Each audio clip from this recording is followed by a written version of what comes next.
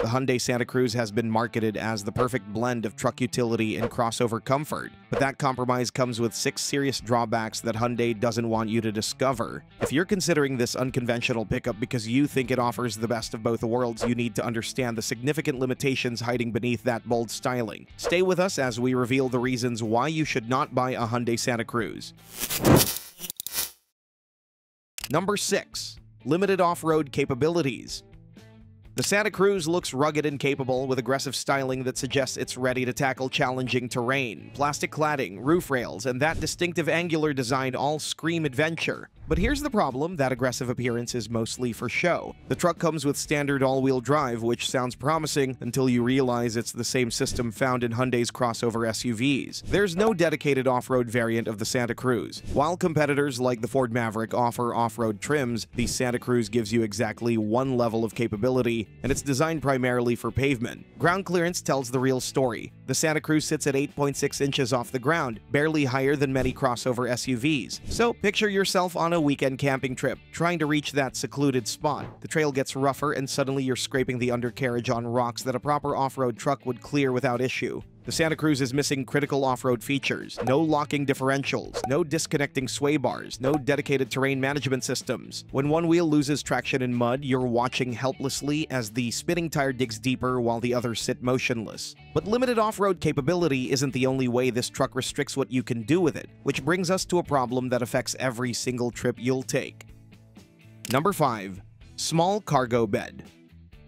One of the most fundamental purposes of a pickup truck is hauling stuff in the bed, but the Santa Cruz makes this surprisingly difficult. The bed measures just 4.2 feet long with the tailgate up. That's barely enough space for a few bags of mulch or some camping gear. For context, even the Maverick offers a 4.5-foot bed, and mid-size competitors like the Tacoma start at 5 feet. That 4.2-foot measurement creates real problems in everyday use. Try loading a full sheet of plywood. It won't fit. Try hauling a mountain bike without removing the front wheel. You're going to be leaving the tailgate down and using tie-down straps. These aren't edge cases. These are the exact tasks that people buy trucks to handle. You're at the home improvement store, finally ready to tackle that deck project. You've got your lumber cut and ready to load, but suddenly you realize that even the shortest boards are going to hang out the back. Now you're scrambling for bungee cords and a red flag. The bed width compounds the problem. At 50.4 inches between the wheel wells, you're looking at one of the narrowest bed configurations in the market. The irony is that the Santa Cruz offers respectable payload capacity, up to 1,750 pounds. But when your bed can't physically accommodate the items you want to haul, that payload capacity becomes mostly theoretical. You've got the strength to carry the weight, but not the space to hold the cargo. So the bed is too small to be truly useful, but at least the engine provides adequate power to compensate, right? Well, not exactly.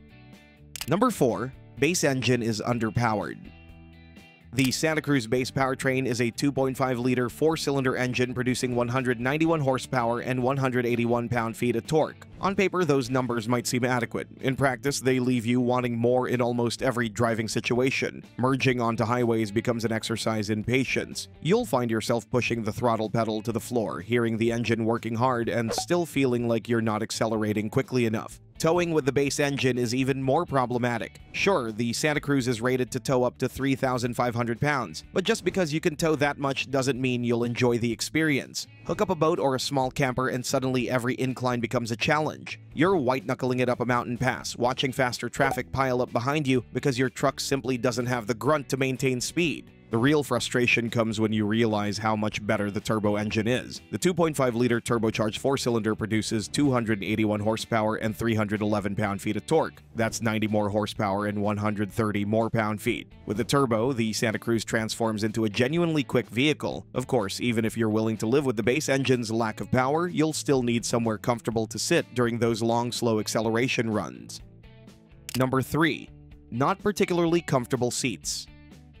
The front seats feel flat and lacking in support. The cushions are firm, but that firmness doesn't translate to proper ergonomic support. The seat bottoms don't provide adequate thigh support, and the seat backs feel too upright. After an hour behind the wheel, you're going to start shifting around, searching for a comfortable position, and you're not going to find one. Think about your daily commute or that road trip you've been planning. Most of us spend enough time in our vehicles that seat comfort becomes a genuine quality of life issue. In the Santa Cruz, that 2-hour drive to visit family can easily turn into a test of endurance. Your lower back starts aching, and by the time you arrive, you're stiff and uncomfortable rather than relaxed. Seat adjustability is limited compared to competitors. The Santa Cruz offers the basics, but higher-end competitors offer lumbar support adjustments and thigh support extensions. The Santa Cruz gives you a one-size-fits-most approach, and if that size doesn't fit you, you're going to be uncomfortable for the entire time you own the truck. So you're sitting in an uncomfortable seat struggling to get comfortable, but at least you can easily see what's around you while you squirm, right? Unfortunately, that's not the case either. Number 2. Poor rearward visibility. Backing into parking spaces becomes a nerve-wracking experience. The rear window is small and positioned high, with the view partially obscured by those thick pillars and the raised bedsides. You're essentially backing up based on cameras and sensors rather than what you can actually see. Imagine pulling into a crowded grocery store parking lot on a Saturday afternoon. Spaces are tight, cars are moving in every direction, and you need to back into a spot between two vehicles. In a traditional truck, you'd turn around and confidently guide your vehicle into place. In the Santa Cruz, you're staring at a screen, trusting a camera to show you everything, and hoping nothing goes wrong. Changing lanes on the highway requires extra caution. Those rear three-quarter blind spots are enormous. A vehicle can be directly beside you, completely hidden from view in your mirrors. You need to do an exaggerated head check, and even then, you might miss something. The problem gets worse when you're towing. Hook up a trailer and your already limited rearward visibility essentially disappears. But poor visibility is frustrating, and nothing is more frustrating than realizing you need to pay a massive premium just to get a truck that doesn't feel underpowered. Number 1. Turbo upgrade costs a fortune.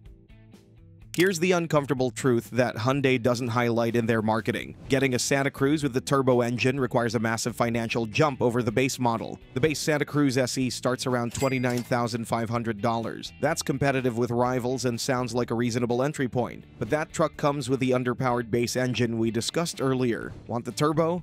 You need to step up to nearly $40,000. By the time you're looking at a well-equipped limited trim with the turbo, you're easily approaching $43,000. That's nearly $15,000 more than the base truck, and you're still getting that same tiny bed and those same compromised sight lines. Compare that to the competition, and the value proposition falls apart. The Ford Maverick starts cheaper, and you can get the turbocharged EcoBoost engine for around $30,000. The cruel irony is that the base engine is so underwhelming that most reviewers and owners consider the turbo essentially mandatory. It's not a luxury upgrade. For most buyers, it's a requirement to make the truck livable. And Hyundai knows this, which is why they've structured the pricing to maximize profit.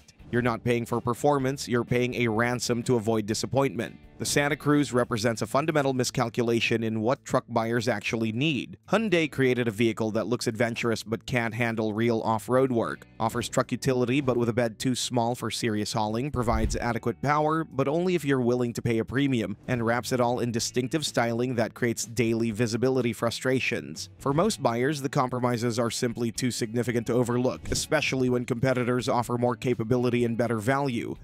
But don't think that the competition is without drawbacks. If you think you've already made your decision and decided to go with the Maverick, make sure to check out our video that explains why Ford's compact pickup is in big trouble. Simply, there are too many compromises that come with its unibody construction and affordable price tag.